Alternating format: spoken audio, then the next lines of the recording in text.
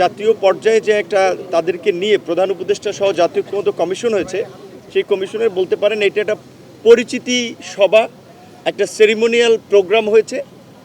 যেহেতু সমস্ত রাজনৈতিক দলের নেতৃবৃন্দ ছিল এবং সংস্কার কমিশনগুলো ছিল, তাদের রিপোর্ট তো মোটামুটি রাজনৈতিক দলগুলোর হাতে আছে। বিভিন্ন রাজনৈতিক দল সেগুলো নিয়ে কিছু কথা বলেছে। তার মধ্যে বিশেষ করে প্রায় বেশিরভাগ রাজনৈতিক দলই ইনক্লুডিং আমরা সহ এই বক্তব্যটি বলেছে যে আওয়ামী লীগ নিষিদ্ধের প্রশ্নে মোটামুটি আমরা সকলেই একমত। তো আমাদের যদি আওয়ামী লীগ নিষিদ্ধে ঐক্যমত থাকে, আমরা চেয়েছিলাম যে আজকের এই মিটিং থেকেই আওয়ামী লীগের বিষয়ে একটা সিদ্ধান্ত হোক, যেহেতু আরও বেশ কিছু বিষয় রয়েছে, যেমন জাতীয় নির্বাচন আগে হবে না স্থানীয় নির্বাচন আগে হবে। এখানে আপনারা জানেন যে বিভিন্ন রাজনৈতিক দলের ইতিমধ্যেই নির্বাচন কেন্দ্রিক একটা জোট বা অ্যালায়েন্স হয়েছে।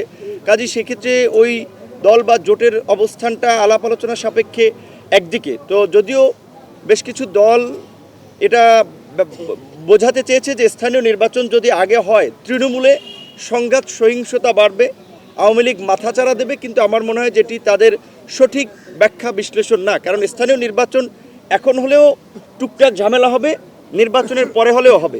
বরঞ্চ আমরা দেখেছি যে গত 53 বছর ইতিহাসে নির্বাচিত সরকারগুলো যত ফেয়ার ভোটেই ক্ষমতা আসুক, স্থানীয় নির্বাচনেও তাদের একটা প্রভাব থাকে। আমরা পরিষ্কারভাবেই জানিয়েছি যে 6 মাস ধরে স্থানীয় সরকার ব্যবস্থা কার্যত অচল হয়ে আছে।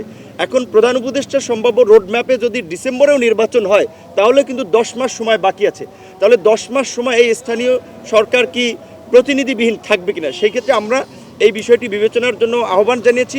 একই সাথে জনপ্রশাসন সহ আইন শৃঙ্খলা বাহিনীর যে স্থবিরতা এবং নিষ্ক্রিয়তা, একনল হ্যান্ড ওয়াশ 100% প্যারাবেন ফ্রি, তাই নিরাপদ হাতের জন্য আস্থা রাখুন একনলে। প্রশাসনে যে ফ্যাসিবাদের দোসরদের এখনও অবস্থান, যার ফলে কিন্তু সরকার 6 মাসেও আমরা দেখতে পাচ্ছি কাঙ্ক্ষিত পারফরমেন্স করতে পারছে না।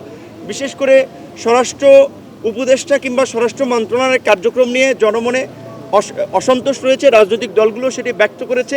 স্বাস্থ্য মন্ত্রণালয়ের ধীর গতি, এবং আমরা মনে করি যে কৃষি, এটা আমরা প্রধান উপদেষ্টার সামনেও বলেছি, কৃষি এবং স্বরাষ্ট্র এই রকমের ভারী মিনিস্ট্রি দুজনের পক্ষে সম্ভব না।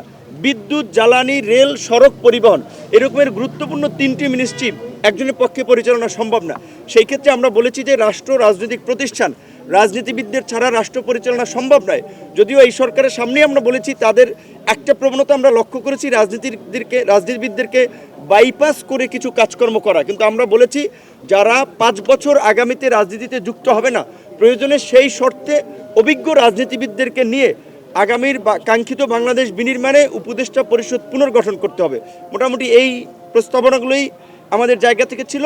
এবং সংস্কারের প্রশ্নে প্রধান উপদেষ্টা এটা বলেছে, রাজনৈতিক দল এটা বলেছে যে আমাদের মতপথের ভিন্নতা আছে, তারা ওয়েবসাইটে সমস্ত প্রস্তাবনাগুলো দিবেন, সেখানে আমাদের যদি কোনো বিষয়ে অস্পষ্টতা থাকে সেটাও আমরা জানতে পারবো। তাদের সহযোগী টিম থাকবে।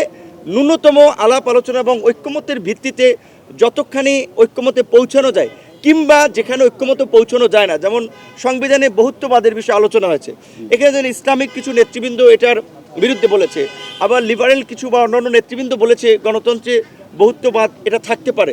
কাজে তাহলে এখানে একটা জায়গা তো পৌঁছাতে হবে। সেই আপনার বিষয়টা প্রধান উপদেষ্টার উপরে ছেড়ে দিয়েছেন যে নেগেটিভ অর্থে কর্তৃত্ববাদ নয়, কিছু ক্ষেত্রে লিড দেওয়া, সিদ্ধান্ত গ্রহণের ক্ষেত্রে প্রধান উপদেষ্টা সহ সরকারকে শক্ত ভূমিকা নিতে হবে দেশ, জাতি এবং আগামীর বাংলাদেশ বিনির্মাণের প্রয়োজনে। এই বিষয়ে সকলে মোটামুটি একমত হয়েছে। আশা করি খুব দ্রুতই অফিসিয়াল মিটিংয়ের মাধ্যমে এই সংস্কারগুলোর একটা বাস্তবায়ন আমরা দেখতে পাবো।